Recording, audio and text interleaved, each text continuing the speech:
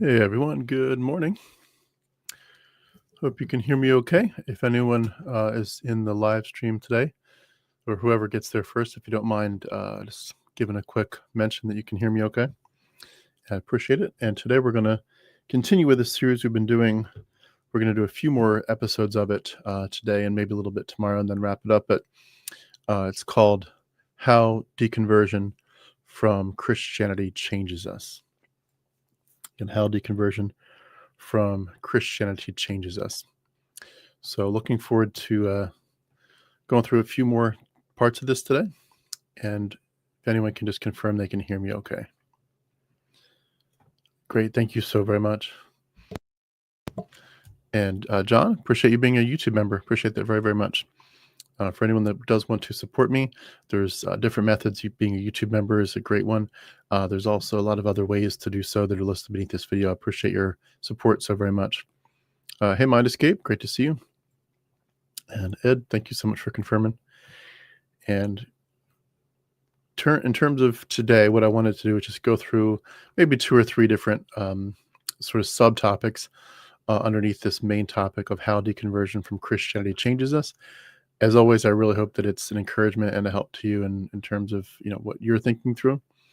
And this could be a series that we go through for probably months if we wanted to, but I'm going to shift gears a little bit after the 10th, 11th, 12th part of this. We're in part 9, so we're reaching towards the end of it for now. But in some ways, some of the topic titles, they all could fit for almost everything. I mean, really, every interview I do could be considered a part of a series called How Deconversion Changes Us. Every series I do could be considered how we undergo trauma from Christianity and have to heal from it.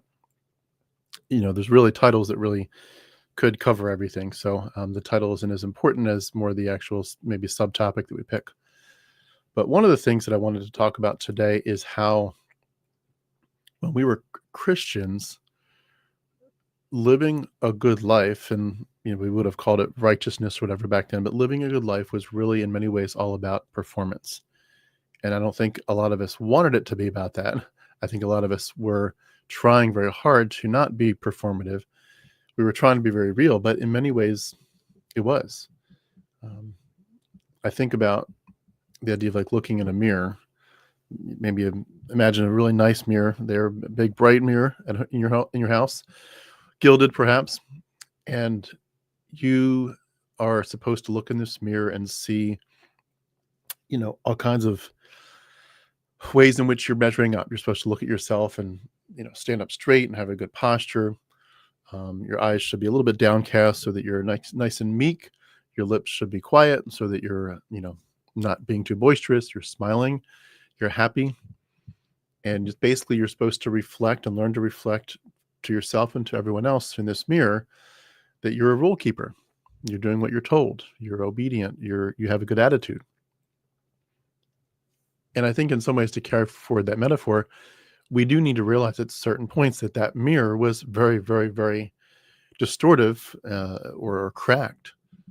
And when you were seeing yourself and you were being trained, you were being more polishing yourself and polishing the mirror, you were becoming more compliant for sure.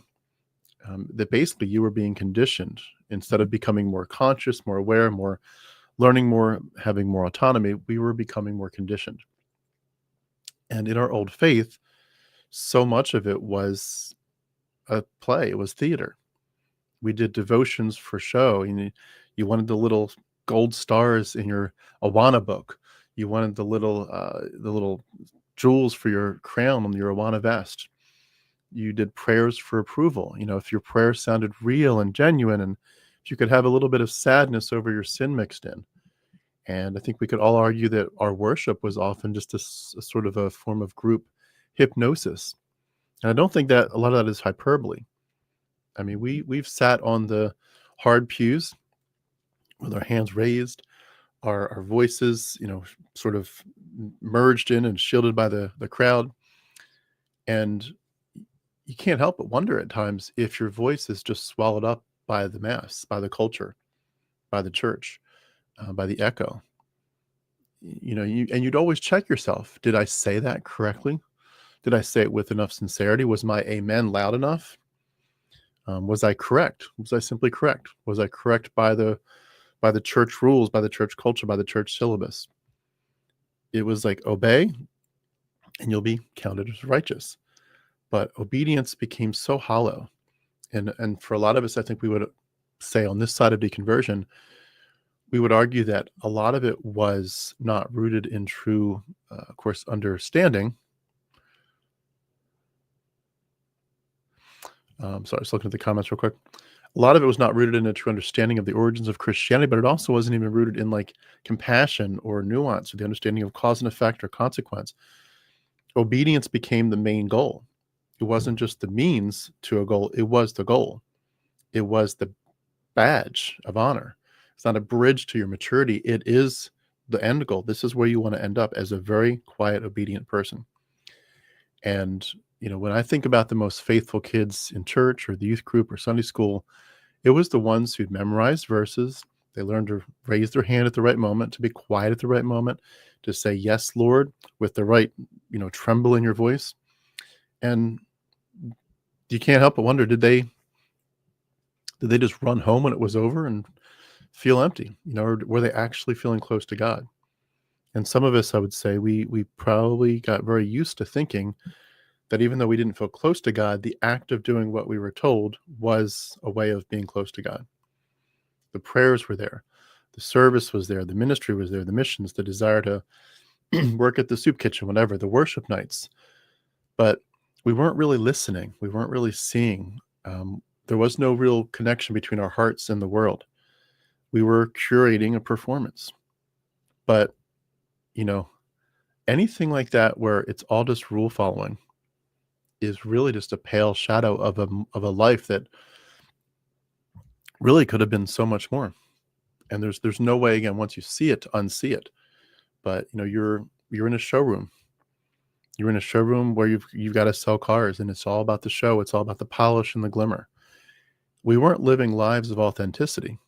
The showroom might be pristine, but it's fake in some ways. And you can rearrange the furniture all you want. You can light the right candles, but it's not real. And for a lot of people, I think what's sad is that they get to a point where that facade, that fakeness, is all they've ever known for so long that it kind of becomes real in their mind. Your mind makes it real. And when you leave the faith and you look back and you say obedience was the main measure, it's kind of surprising and shocking just how hollow the whole thing sounds and how hollow the applause sounds. Good job, great job. God is so honored with your heart. You get a pat on the back for your consistent attendance or for your ability to memorize things or preach or do ministry. You're always the one that's putting chairs away after the church service or cleaning up after the church potluck, whatever. And it's like constant echoes in this church or cathedral of guilt. And you realize you weren't being applauded for your humanity. You were being applauded for your compliance. Excuse me. You were being rewarded because you fit the image. But they weren't really asking, and we weren't really asking, is this a mask at all? And if it is possibly a mask, then what's underneath that mask? Who is that person? When we mimic other people in the church, or we just sort of bow down to the church leadership, we're ignoring so much about the mystery of life, the mystery of ourselves, our own identity, and the idea is that, again, it's like this bitter clarity that we have after deconversion, that our God was not Yahweh, our God was obedience. The rule book was our deity. And these Christianese, these phrases that we all repeated, everything from praise the Lord to praise God from whom all blessings flow, just the whole script was there, and we were shrunk down to fit into this mold. And in that, your doubts are dying. Your doubts are dying, but you're feeling like you're part of it, but your grief is kind of hiding in the corner, in the shadows. And all these slogans that you hear from the pulpit or from your parents, they kind of patch the cracks in your mind and in your life, but they're just cracks and are just patches. They're going to crack again. It's like, you have a house that's shifting, and you've got this old time plaster that's there, and you put some spackle in it. It's like, it's going to look good for a day or a week or a month, but eventually the house is shifting. Those cracks are coming right back. And it's amazing how we miss it when we're in it. But once you see it, you're like, wow, this is crazy. There was no way to truly be myself in that. And your fear of failure, like, I have to have an image. I have to have a godly image to the church. They have to know that I am on fire. I'm a true Christian first and foremost, but I'm on fire for the Lord, and I'm fighting sin, and I'm pure, and I'm holy. I've got a good testimony. That testimony becomes everything, and your fear of failure in that realm almost becomes worse than the failure itself. The scarlet letter is the fear in one sense, but the fear of getting a scarlet letter is worse than what the scarlet letter would be. You fear being discovered as fake or as shallow. You're not actually afraid of falling short. You're afraid that they're going to discover you're falling short. And when indoctrination like that gets so ingrained, it's going to trigger our trauma responses. And we've talked a lot about these, but they, again, a lot of these overlap and they fit into other topics, but you do get hypervigilant. You do feel a dissociation during worship. You do feel like you're in these loops of shame, and you don't trust yourself. You do feel like guilt is the default setting. Like, I am just guilty. And you're basically living under this regime of you should and you must and you better or else. And your nervous system is adapting, and you have this psychological and physiological imprint of, fight, flight, freeze, fallen, etc. And you have basically internalized the punishment that you think is coming, even if you don't even know if anyone's watching you. And when everyone's doing that, everyone's kind of self-policing, and everyone's saying, gosh, if they understand what's going on in my mind and my heart, they're going to judge me. We're all doing it, but we all think that we're all actually, like, they're all holy, and they're actually living lives where it's consistent and has integrity, and what's public and private matches. We think they're all doing that, and I'm the only one that's not living that way or thinking that way. And therefore you think you're the oddball in the room, and you better measure up, or they're gonna reveal you. And so trauma bonding with the leadership, with the institution, with the church culture, with the doctrine, the theology, the worldview, you get to a point where you love that. You love this system, even though it's hurting you, and you defend it because you feared what it would be like to consider changing teams and leaving it. And we basically are becoming loyal to our own oppressor, and that continues until we figure out how to reclaim our own voice. That's where this residue of Stockholm syndrome, this attachment style, lives in our brains. It takes, as free rent. You stay because you sort of believed that the judgment and the guilt would just kill you, metaphorically, if you left, spiritually and psychologically. But again, when you deconvert, you're not just walking away from, you're not just walking away from the performance. You're really stepping off the stage entirely. You're not just saying, this is my stage and I'm going to stop acting this way. You're like, I need to transform everything. I need to turn off the lights. I need to walk off this stage. I need to just sort of walk in the regular streets of life for a while. I need to be unscripted. I need to be unpolished. And morality, even as we rethink that is not about how many rules we can obey. I mean, to me, it's about how many lives you can touch with true kindness. And it's not about performing some kind of works or faith. It's how deeply you allow humanity into you, and how much you let your empathy affect what you do to make, relieve someone else's pain and bless them and give them a better hope and a better future. And how bravely you're facing the consequences of your choices, and sort of how gently you hold your strength so that you can make sure that you are truly not hurting people. And you measure your integrity by your compassion, not by this checklist that you got from Christianity. There is compassion, there is nuance. These things become sort of your new metrics. You see the person behind the sin, the child that's there, the child might be ashamed, and you say, I can recognize that you feel bad about this, but I want to also recognize your humanity. You're a child. And this theology of duty, it's making so many of us suffer. These are real people. This is not about bullet points. These are real people. And there's nuance No one should be forced to fit this one size fits all for real life. There's not a checklist, a very neat, tidy checklist where a ducks are in a row that just covers the whole spectrum of our thought process, including pleasure, pain, heartbreak, failure, redemption, growth. I mean, life is not going to get boxed in that way, even though it was for us for so long.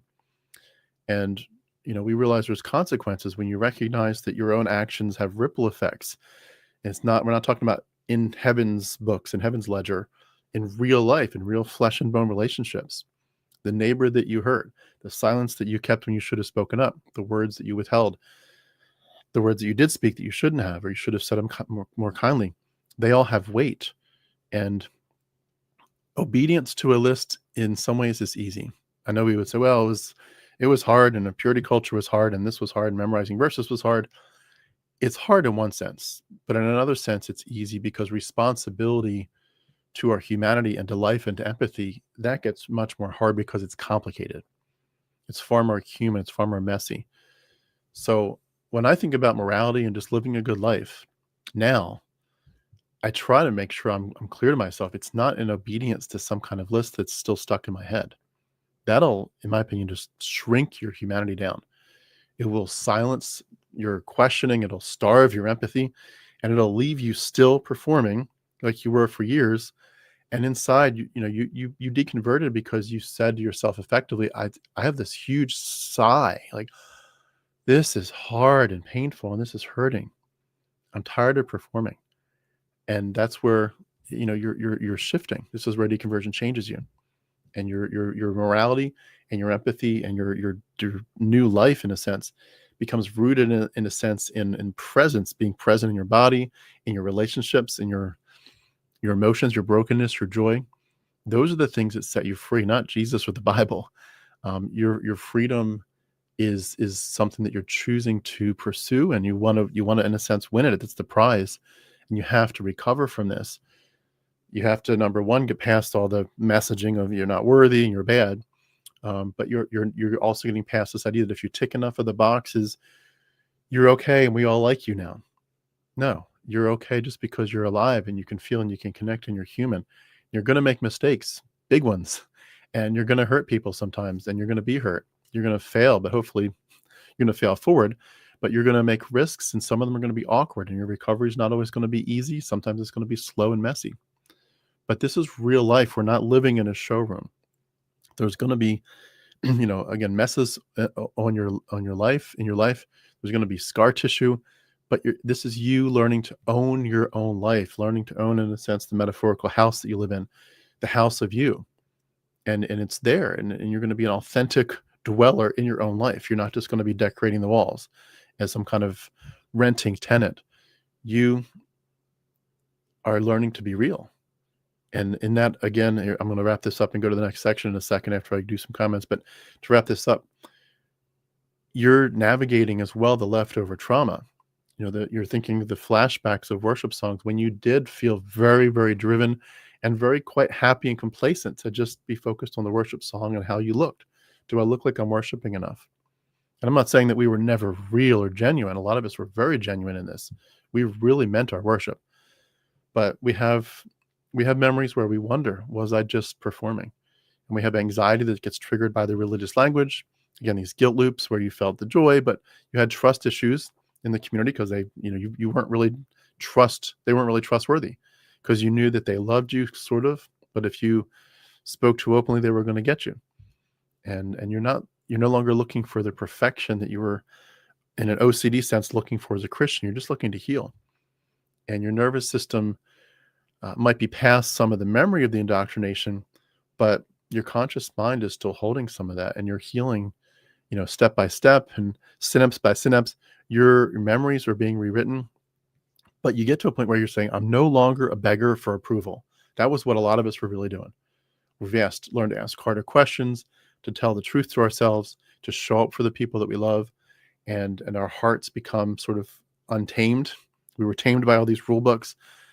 There's an authentic you that's different from the persona, that's different from the icon, that's different from the mask. And this is real life. This is real morality. And this is real goodness. This is the real joy of life. The applause fades, but you're still yourself and you're standing. And you didn't, it's not because you performed well, it's because you lived well. You actually lived well. And being alive should not be, what's the word? Perfunctory. Through that trauma, through the indoctrination, through all that conditioning, you found your voice and you found your authenticity. And that's a beautiful life. It's a beautiful life to get past the facade. So I'm going to go to some comments here and then go into the second section I want to talk about. Again, John, thank you so much for being a YouTube member. Great to see you here. Thank you so very much for your support. You really have to presuppose that God is doing everything in love, then you can find a way to make it make sense. Yeah, that's a great way to put it. It is exactly what's going on. You assume that everything is he's loving, or maybe I argue too that just his justice and his goodness allows him to do whatever he needs to do in a punishing sense, and that's still technically the definition of love. He can be an atrocious monster, but he's still technically the definition of love. And will not the judge of the earth do right? So who are we to judge whether or not he's really doing the right thing? We become better people by fully renouncing Christianity, especially Calvinism. Yeah, for sure. A lot of us were stuck in that. A lot of us weren't, but a lot of us were. I certainly was. And man, oh man, the poison of Calvinism goes so deep, so many levels. Rational Horizon, great to see you. Thank you so much for joining us. Appreciate that. So the second topic I wanted to talk about is the way that we recognize, and this is some of the topics here I'm going to go over about how deconversion changes us. So it's going to be more like specifically just where it's totally different. But some of this is how deconversion changes us by giving us the tools to simply rethink what happened and to rethink where we go from here. And I think one of the biggest parts of this is to realize that our beliefs basically became our personality. And I used the word mask before, but our beliefs basically became our mask, or I think better said, our beliefs become our personality. And I think too about how, like, if you, in your deconstruction process, at some point woke up maybe and just, sometimes you wake up and all of a sudden your brain's ready to think about something intense. I mean, imagine waking up one morning and it just hits you. You really are simply defined at that point as a Christian by what you believe. You look in the mirror and you see your face staring back at you and you think, I'm a Christian. I'm a believer. I'm saved. I'm faithful. I'm righteous. I'm forgiven. There's no like, I'm just me. I'm just human. And eventually it sort of strikes you as very odd. And you have this haunting absurdity that happens where you're like, I have confused my doctrinal identity with my actual identity. Like as if you look at a physical map and you're like, this map is not the same thing as the actual ground. So you have a map of a park, big, national park or something, and you're going to go walk around Yosemite or something. It's like, this map of Yosemite is not the same thing as walking along the path of the actual Yosemite Park. But that's what it's like. Like this book, this map becomes your everything, your actual identity. The label on a bottle of wine is not the wine, it's the label. And for so many of us, after years of living in this, in such supposedly faithful ways, we became our beliefs. Our theology wasn't just in our heads, it was in our hearts. It wasn't just informing us, it was forming us. It was transforming us. It shaped everything. It shaped our minds, our thoughts, our voice, our posture, even shaped your haircut, shaped your hair, the way you got a haircut. There are, and a lot of us, haircuts reflected whether or not you were truly trying to be different from the world. It certainly dictated our clothes. It dictated our jokes, our friendships, our social media when that came along. Dictated your schedule, certainly your Sundays and your Wednesdays, other days of the week for Bible study and prayer group and ministry. It dictated your conversations, how you would do vacations, everything. It was like you had to have this seal of approval from the doctrine and the culture. And it's like you tell yourself, I believe, as if that's like your whole identity. It's not just a conviction, it's you. I'm a believer, proudly, rigorously. This is me. My beliefs are me, and they shape your mindset to the point that they shape your personality. And that's why so many of us will use the verbiage of like, when you leave Christianity, you're reclaiming your autonomy, but you're also reclaiming your identity. It's like, who am I apart from this? Your theology crumbled, yeah. Your worldview crumbled, yeah. But it wasn't just what you believed that went away. It was like the scaffolding of your very self. Your personality was just the performance of a sermon. It wasn't just you being you, it was you being the sermon. And when you walk away from that system where your belief was your total blueprint from beginning to end, it's disturbing that the bits of you that felt like you, again, the performances, the quirks, the laughter, the smile, the curiosity, your tendencies, I tend to be this kind of person, I tend to not be that way. Those were sort of part of the way that this whole thing edited you and trimmed you and folded you into a nice little binder. It's like these beliefs required you to be, again, a performer. And a lot of us wouldn't, for example, laugh too loud or talk too loud. We had to be careful to be meek and mild, certainly obedient to our mentors, to our leaders that God had put over us. We were domesticated. We were very predictable. We were tamed.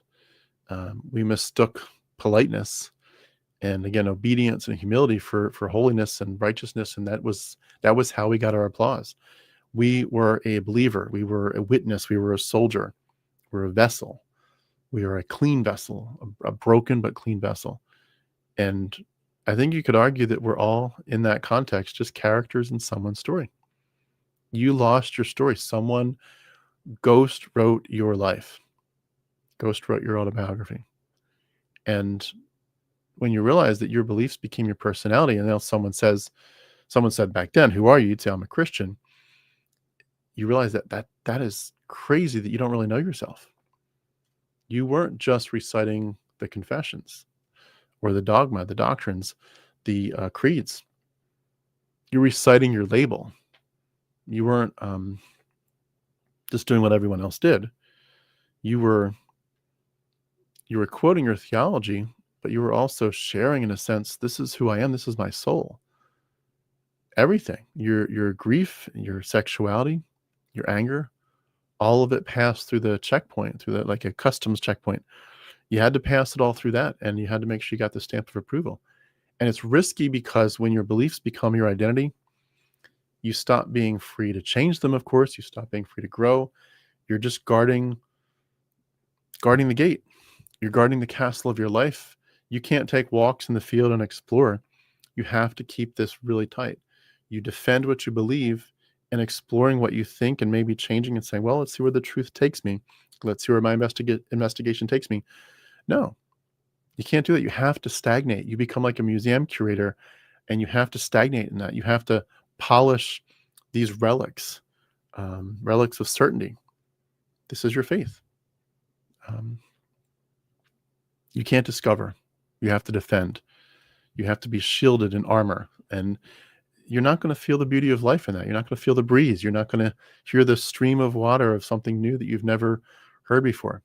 When you believe, in a sense, that your beliefs are you, it's going to open the door to fear, because you're going to fear being wrong, fear of being lost, fear of being stripped of your testimony. And you start treating your own mind like it's just like a heretic that's sitting there waiting to betray you. And you're afraid of it. Like, I have to keep, like, this is who I am, and I have to stay who I am. And that's where, again, you adopt this mask, and you strap on the uniform and get the badges out. You memorize the line, and you stand in the spotlight, and you become effectively a PR manager for God. And you're constantly auditioning for approval.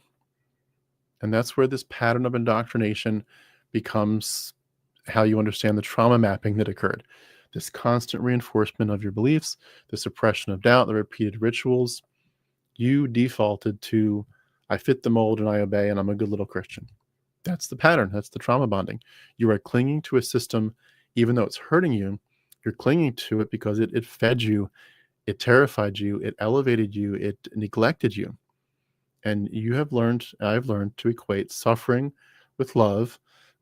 If we're silent, then we're faithful. If we're empty, then that's part of spiritual growth. God wants us to empty ourselves so the Spirit can come in. And the structure was a prison. And we still carry that stuff. I mean, we got to be honest, we still carry some of this stuff in our nervous system. And we're walking, talking PTSD. We really are. Doesn't mean we're going to stay there, but we have to acknowledge it's happened. And when you deconvert and you begin to loosen your tie and, drop the uniform, and you say to yourself, maybe that's not me anymore. Maybe it's time to meet myself again. I want to be born again. Again, I don't want to be a performer. I don't want to live a performance. I don't want the slogans. I don't want the doctrines. I want the soul. I want the real person. I want to meet the person who existed or should have existed before the indoctrination took place. And I want to meet the person that isn't in the school of spiritual life of Christianity. I want to see that person. And there's grief in that. There's grief in meeting that person when you look at that person and think, I see what you could have been.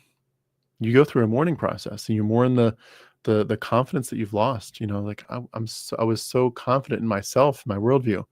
My certainty was through the roof. I got so much applause and I had such easy answers.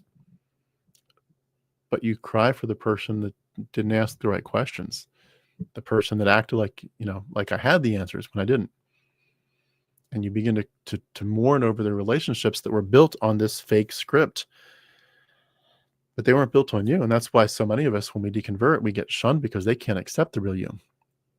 You are going through a funeral for the version of yourself that was applauded in church and is now no longer in existence. But it's a beautiful thing on the side of it to go through the process where you're meeting yourself and you're allowing yourself, in a sense, to meet curiosity, if I can anthropomorphize it that way. You're meeting curiosity. You're meeting that shy voice that was there in the shadows, that was hiding behind the banner this whole time. You're meeting vulnerability. You're meeting authenticity. You're meeting the unedited version of you. And you're changing what it means to have a reputation. And self-trust is just so new. It's so suspicious at first, but you're learning to trust yourself. Beliefs are maps that guided us for a while, but they certainly became walls. They boxed in who we were. They limited us. Again, we traded the park for the physical map, and our identity was shaped by these, and we weren't really living. Every belief system wants disciples. It wants followers. It wants subscribers. But we're now at the point where we want true humanity and true self-awareness. And so that's why we're asking these better questions. What do I really believe? Do I believe myself? Do I trust myself? Do I love myself? Do I fit in this tribe or that tribe? Will I be able to trust my own heart, my instincts, my ability to defend my beliefs? Am I going to grow, or am I going to be stagnant? And you sort of realize that this whole time you've been saying, I am the sum of my beliefs. And you have to undo that. No, you're not the sum of your beliefs. And your beliefs can change. But they're going to change so much over life that you can't call yourself the sum of those. They're not. Your beliefs will come and go as part of they're like the weather. It's going to come and go. It's going to change. The seasons will come and go. That doesn't define who you are. Your personality is not just a set of beliefs that you need to perform. You are truly a story. I love thinking about our lives as a book or a poem. You are a poem to write. You're a book to write and to read. You're a voice to listen to. You're a body, a physical body that you learn to retrust. You're a mind that needs to be opened. And so when people ask us stuff like, what do you believe? It's important to no longer try to figure out how to start on the level that we used to start with, which was, of course, like doctrine. You begin with, here's who I am. This is my story. This is my journey. This is what I've learned. These are my joys. These are what still hurts. This is what I'm trying to grow into. And you start to speak like someone who no longer is just trying to win a debate.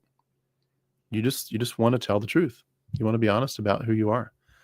Um, Beliefs are like branches of a tree, but they're not the roots. Your humanity is the root. Your experience is the root. That's the deep trunk. Your pain and your joy and your trauma, your hopes, your healing. Your beliefs can bloom, they can die. They don't define the forest. The forest doesn't care what it's called. The forest is just going to keep growing. And when you no longer need your beliefs to be you, ironically, you finally become you, the uncensored version, the unapproved version, the raw, messy, evolving, beautiful, glorious you. You just say, I am. I am. And it's you stop saying, I believe, or I'm in this group. I've got this, this card, the card that shows I'm a card carrying, whatever, Christian or whatever, atheist, card carrying humanist. Like, I'm not my label anymore. I'm not trying to convince the universe that I'm in this club or that club. I'm just enjoying the journey of life.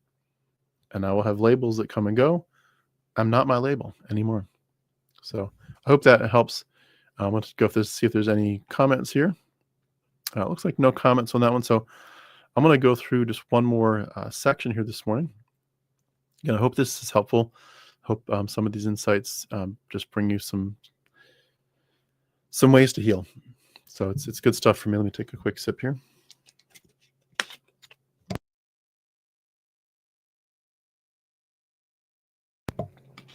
The last section I wanted to talk about this morning was deconversion helps you rethink, how does a worldview get formed and how does it change? How does it transform?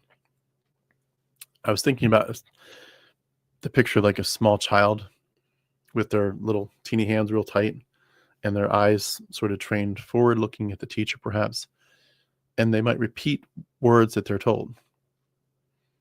You're told as a little child, say this, say that, say yes, sir, no, thank you. Even as a little child, you're before they can even speak, they're learning different things. This is the sign language for milk. This is the sign language for more. Whatever it is, like you're learning the words, and you're being taught, and then you get all these little things over the first few years of your life that basically teach you how life works, and that's important. I'm not knocking that at all, but I'm bringing out the point that our worldviews get shaped from the earliest days, from the womb, maybe for sure from the cradle. It's like a tapestry that's woven by someone else for you. You hear the church choir from the time you're a month old.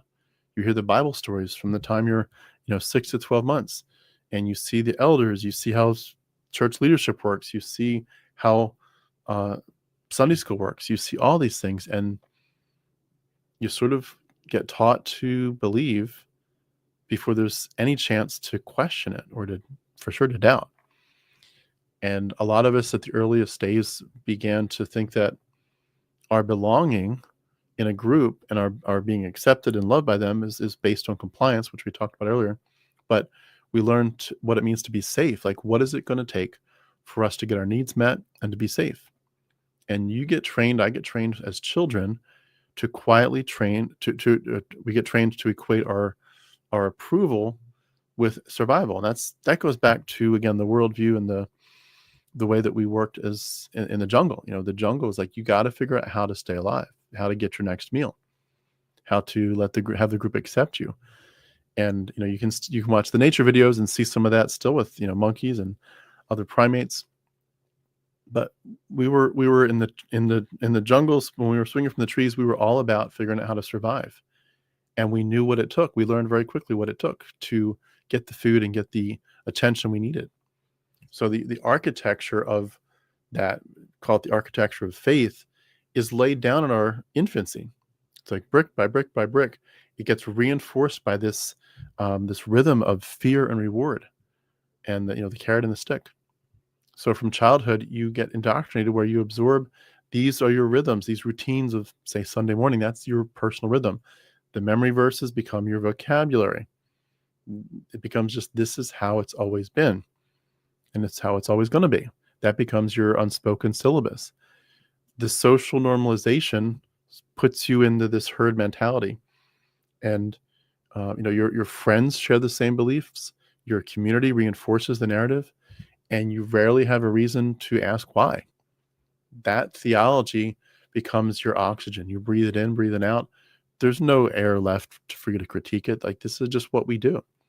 And the very thought of dissenting isn't really even in the equation. And if we could have theoretically had it, it would have given us a psychological or physiological panic. But we don't even go there. We don't dissent. We don't think maybe this isn't real. We just know that we know that it is real. And this is related to ancient fears of exile. If you're not inside the circle of the tribe, bad things will happen. Stay in the circle, stay within the lines. And so worldviews get shaped by that. They get shaped by repetition as well, by the ideas keep going. If I just say it to you over and over and over and over, eventually that becomes part of, the sort of the Overton window, if I can put it that way, the Overton window of your religious worldview. I'm going to repeat the ideas until this becomes sort of the brick and the mortar of your worldview. The meetings, the sermons, the campfire stories, the group photos, we're all rehearsing the same script, and you begin to instinctively reach for those phrases. I'm a Christian, I'm blessed, I'm saved, I'm redeemed, I'm appointed, I'm called, I'm forgiven, just all these things. You've said them 1,000 times and no one asked what they really meant or if you really believe them, but the repetition is neural conditioning. We're creating these closed loops that create safety around these familiar phrases. We are forming trauma bonds, not just to people, but almost like the language of belief itself becomes a trauma bond. And so you believe not just what they're telling you, but you believe basically what you know on the inside is just, this is the right way to live. It becomes how you speak, how you stand and sit and look and walk and exist. And it's how you brace yourself against the unbearable possibility that you're wrong. So these are some of the ways that our worldviews get created in the first place. I think as well that our worldviews get created and transformed by trauma. When you have a loss or a betrayal or a crisis, something shaking your world up, something is sort of identity splitting for you, it just cracks open the system. It forces you to experience something that you haven't thought of before that was repressed. Maybe someone in your family dies. Maybe a church leader abuses the trust. Maybe you crash and the question looms, man, if God is good, why is this happening? And in these ruptures that we go through in childhood and teenage years and adulthood, we get the glimpse for the first time that our worldview might need to be a little bit broader. And arguably when you're in Christianity, your beliefs kind of stabilize that and keep it within the wheelhouse. Your beliefs stabilize it and handcuff it so that your worldview can kind of rupture a little bit, but only go so far. It's like being in a library where there's only 10 books on the shelf, and it's this huge library, and it's like you can explore whatever you want, any books you want. Well, there's only 10 of them. You're very limited. The fact that you can go to anything in the library doesn't help if you've only got 10 books. There are restraints to protect you, but arguably too, eventually, as you go and have more and more and more trauma over life, and we all do, things that shake us up, eventually these invisible leashes of dependency start to get revealed. Our worldviews shift. I've had that myself. You can't help but wonder when life gets turned upside down, is there something I'm missing? And for a lot of us, we would still take it back to Christianity. I'm not saying that trauma makes you leave Christianity. For a lot of us, we would take our trauma and take it back to the cross and say, God, what are you trying to do in my life? What are you trying to do to change my thoughts or to make me more trusting in you? But these things change our worldview. I think, again, this is a section about deconversion changing us in terms of how we perceive how worldview gets formed and transformed. And I think another way that comes to my mind is aging, just the slow passing of time, watching the people around you change or move away or fade away, or, it all contributes. You observe this world outside of the normal Sunday windows of your childhood. You see disillusionment from your peers. You see church pictures that, become sort of these faded captions. You sense the ticking of time, and the faith that claimed to have you, to sort of entrap you, it's sort of stuck in your childhood. It's like, however faith grabbed you and said, you belong to me. It grabbed you, but it was like trying to freeze time and freeze the picture for you. But but all around you, life is changing, and it's almost trying to pull you back into some old world. It's like, a lot of us grew up without computers, and all of a sudden it's like, wait a second, wow, this is such a different world.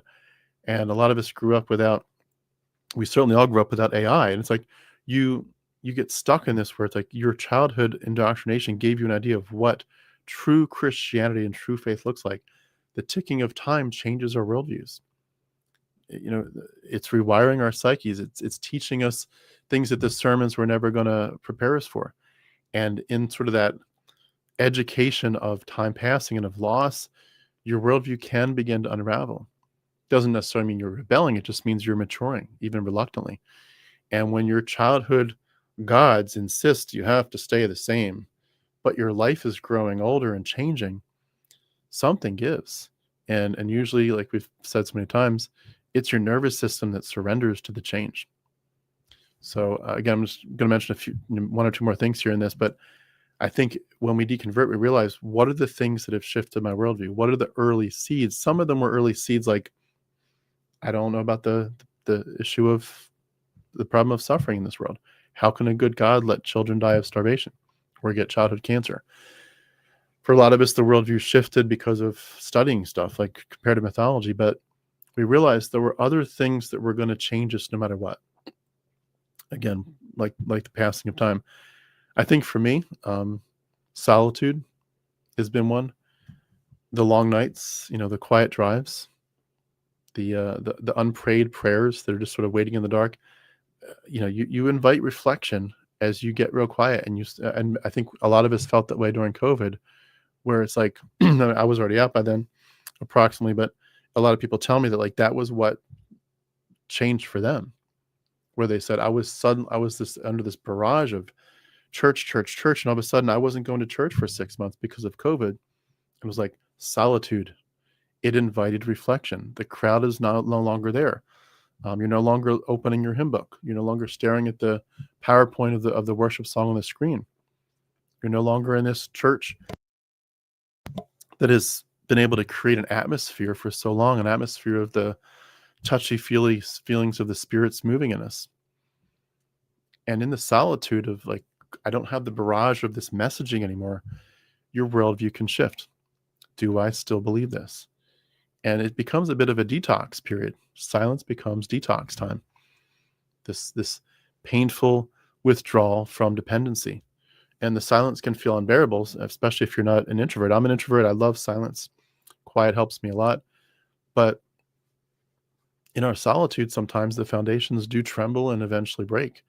It doesn't always mean that the blueprint is wrong, but you're not the same person. You're not the same building.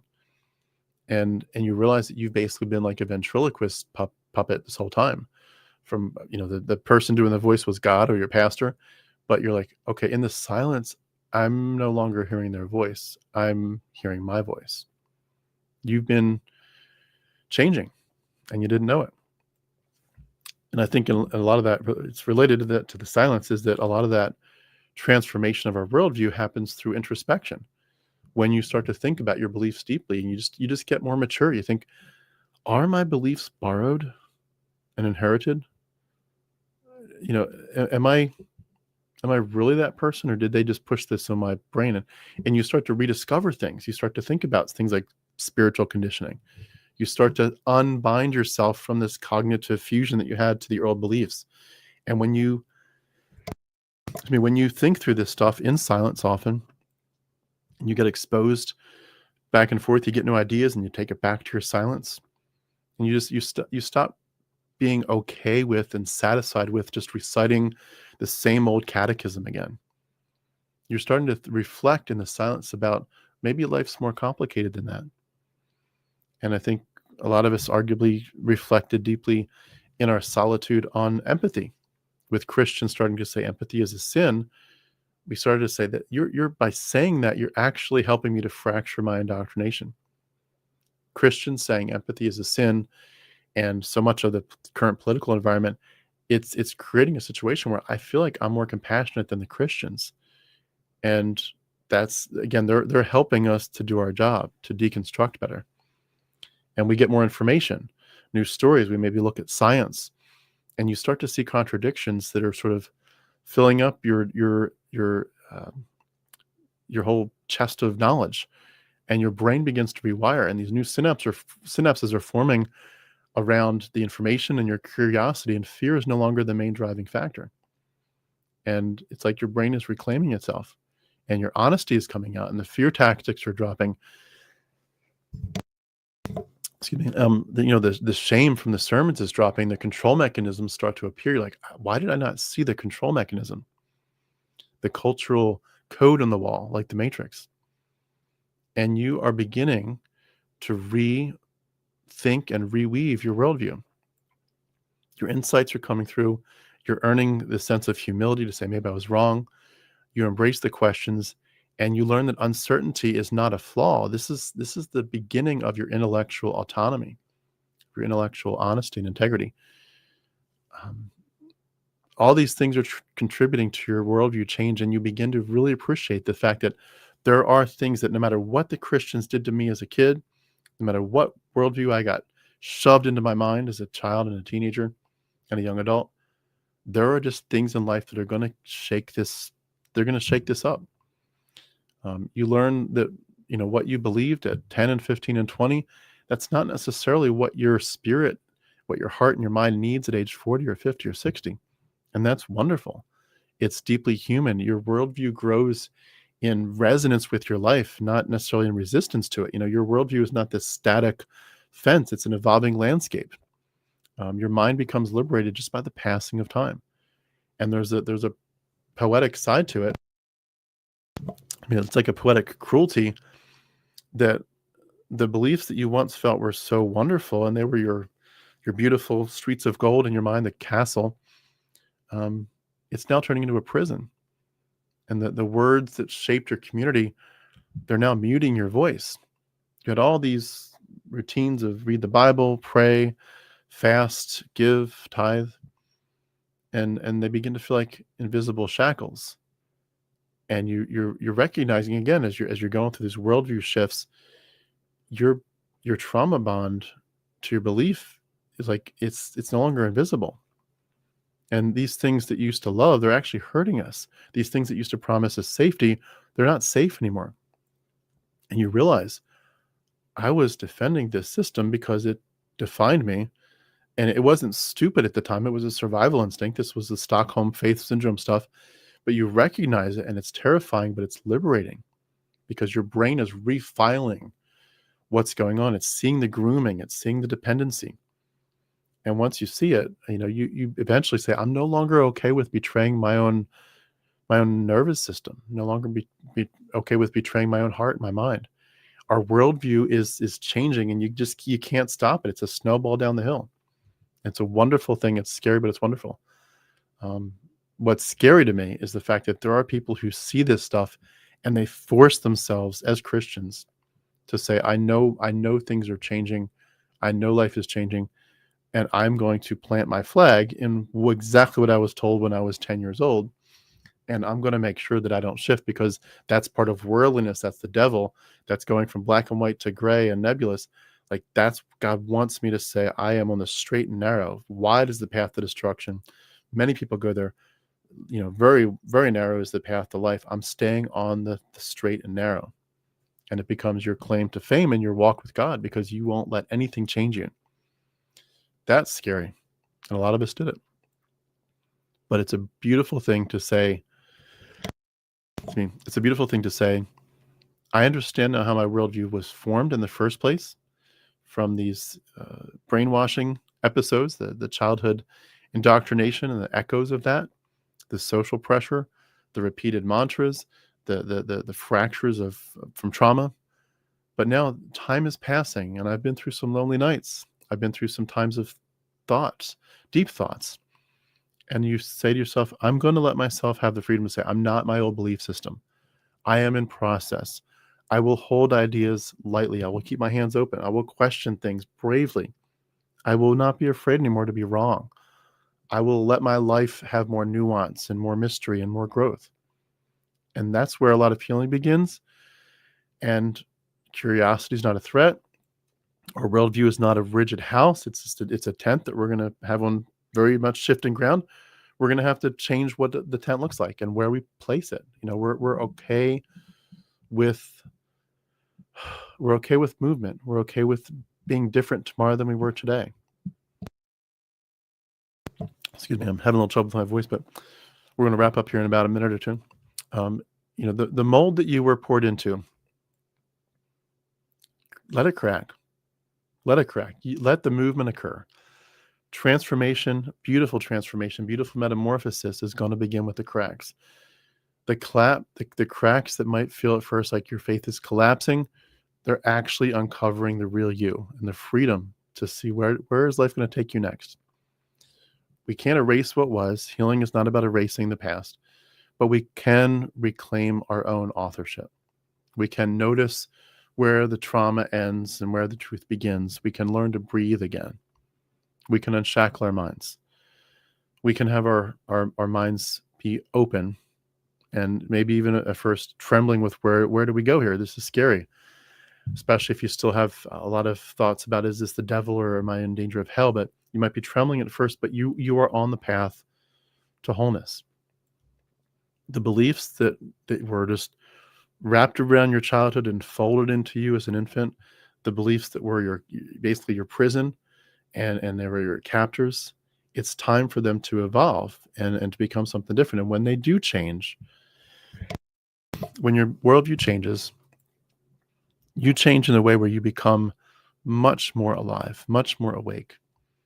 And you go through the trauma, but at the end, you feel like you become, not to try to borrow Christianese on purpose, but you become this quiet, defiant miracle of life.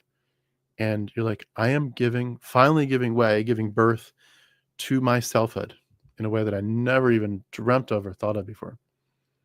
And the real beauty of our human journey it begins there. You got to let the cracks have way, let the dam fall into pieces, let the water of new life come in. And as we like to say and sort of joke, it's time to be born again. It's a beautiful journey. So I hope those three things help. Those to me were just some of the things that came to mind as I reflected on what it means to really look deeply at how this deconversion changes us. And when you really see what happens, especially the last part, the worldview shifts, you're like, I wish I had been more open to the worldview shifts earlier. We were so afraid. We were so afraid of deviation. We were so afraid of not being in the club. We were so afraid of thinking outside the box. And when you get to a point where you're like, you know what? That was the key the whole time. That was the key to escape Plato's cave, was to embrace the mystery, embrace the fact that this might take me into a whole new realm. We were so driven by fear. And when we dropped that, we wish we could have undone it. We wish we could have gone back to ourselves 20 years earlier and said, hey, I want to give my 20-year-old, my 15-year-old self some more information about how Christianity formed, but information about the system of control that you're in.